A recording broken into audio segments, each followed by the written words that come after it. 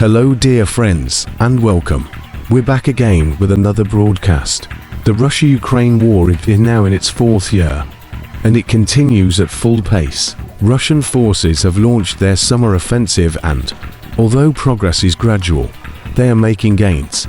Russia's advance in eastern Ukraine persists.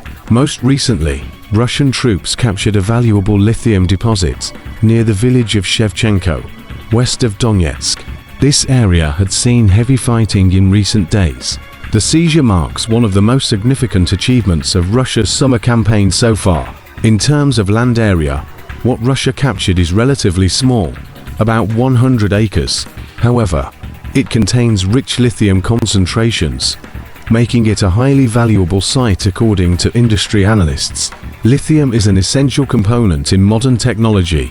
Electric vehicle batteries, mobile phones, and other high-tech equipment rely on it. The Shevchenko deposit is known to be one of Ukraine's most important lithium reserves. Russian assessments suggest that Ukraine had placed particular strategic importance on this region because of the lithium. A large number of Ukrainian troops had been stationed there, and Russia struggled to make progress. Geological reports indicate that the lithium extends across a 40-hectare area on the eastern slopes of Shevchenko.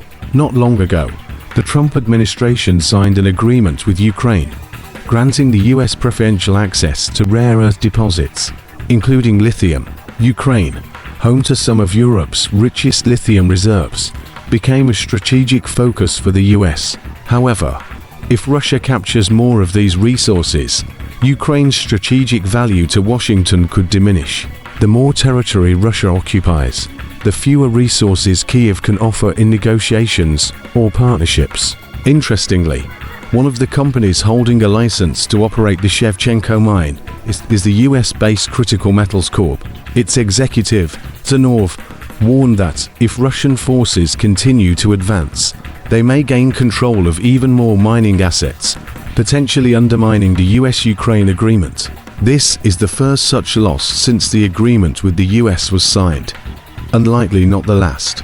Ukraine still holds two major lithium deposits further inland, currently beyond the front lines. However, Shevchenko stands out due to the high quality of its spodumene ore, a key factor in the booming Australian mining sector, making this deposit especially attractive. The US-Ukraine agreement also laid the foundation for a joint investment fund to develop Ukraine's mineral wealth. The United States views access to these minerals as a way to reduce its reliance on China, which currently dominates global supply chains. Of course, the US isn't relying solely on Ukraine for its lithium needs. It's also pursuing deals in Africa, Latin America, and even within its own borders. But Ukraine had become a key part of the broader strategy. Ukraine's own plan was simple. What could they offer Trump? Having already received aid and grants, Ukraine's leadership saw its mineral wealth as a bargaining chip.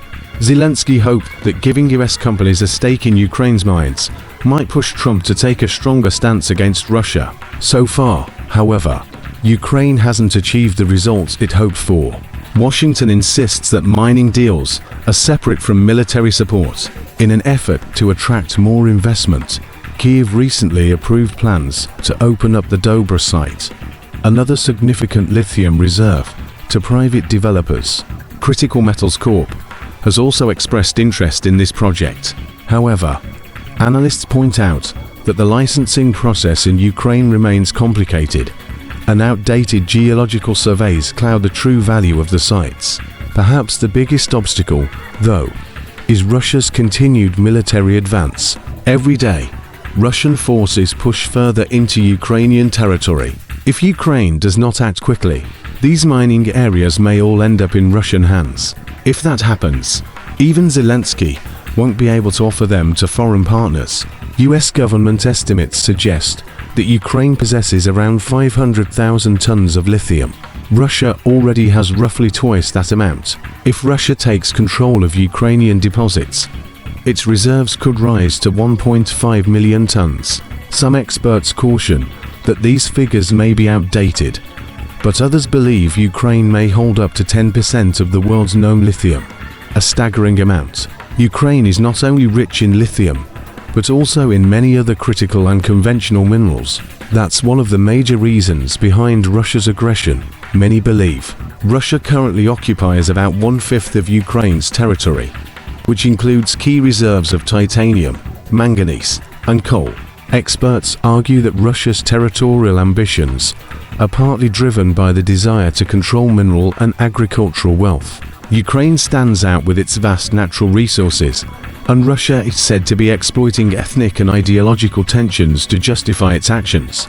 Donetsk official Vladimir Esikar stated that Russia's state nuclear company Rosatom is closely interested in the newly captured Shevchenko site and is likely to be granted the license to operate it. If that happens, both American and Russian companies could hold licenses for the same resource, albeit under different regimes.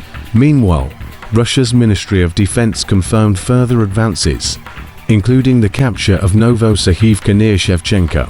President Putin also announced the mass production of Oreznik hypersonic missiles, claiming they are unstoppable. These missiles, which break into multiple warheads just before impact, have already been used in Ukraine's Dnipro region and caused devastating damage. Although not as destructive as tactical nuclear weapons, Oreznik missiles are still extremely powerful. Their main drawback, however, is cost. We don't yet know how many Russia can realistically produce, but it seems likely that they will be used more heavily throughout the summer and autumn as Russia seeks to force Ukraine into peace negotiations on Russian terms.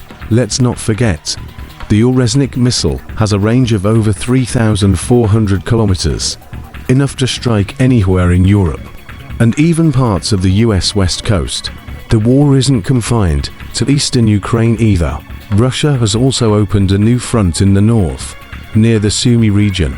Ukraine's general staff claims to have halted Russian forces there, but this seems optimistic. Reports suggest that Russian units have pushed 8 to 10 kilometers deep into Ukrainian territory, forming a buffer zone along the border near Kursk. This advance has exposed weaknesses in Ukraine's northern defenses. Despite receiving aid from the west, key fortifications like trenches, bunkers, and tank traps were reportedly not built adequately. This allowed Russian troops to exploit gaps and push forward. Ukraine's leadership, from the Ministry of Defense to President Zelensky himself, has faced criticism over this, and while the General Staff claims to have repelled Russian advances, it's come at a heavy cost, with many soldiers lost. I believe stopping Russia in the north will be difficult.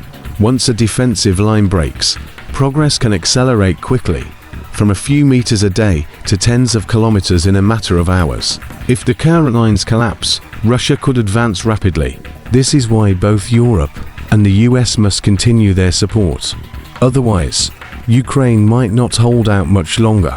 If not this summer, then perhaps in autumn or winter. The situation remains perilous. That's all for today. We've discussed the latest developments in the Russia-Ukraine war and how Russia managed to capture the very mining sites that even Trump had his eyes on. Take care of yourselves. See you in the next broadcast. Goodbye for now.